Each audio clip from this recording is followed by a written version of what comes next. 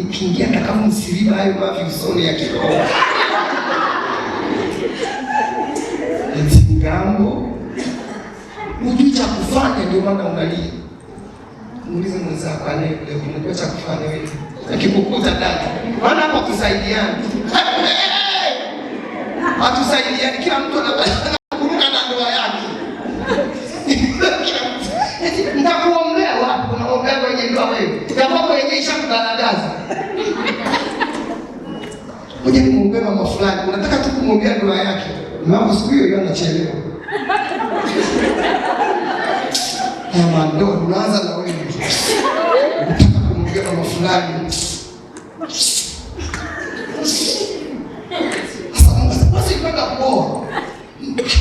Tulipanga kama kuomba wewe. Wakisiwafaa na mwezi wa kuombea tu. Basi tulipata duniani dada. Kuna mambo manne ambayo mume wako amebeba. Ngoja nikwambie. Na kumwombea mume wako afikiwa na furaha ya Mungu. Amina. Amen. Eti mbona kakasirika? Eti ananiambia moyoni kama mtoto mjumbe wangu yakaa naye mimi na karaha.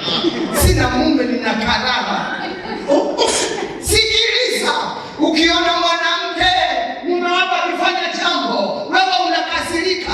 Biblia unabadilika katika ulimwengu wa roho, unaitwa tahira. Tahira unamjua?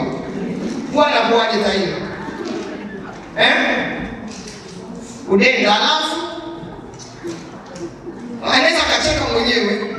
Ghafla ghafla.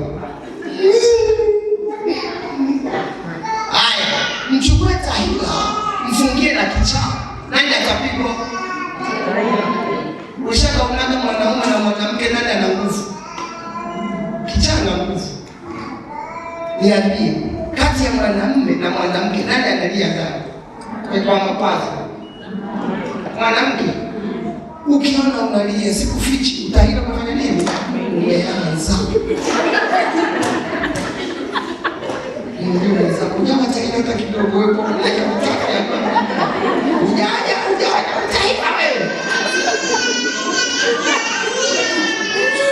Unaelewa Sasa angalia tahira, wanaishi tahira na kichaa.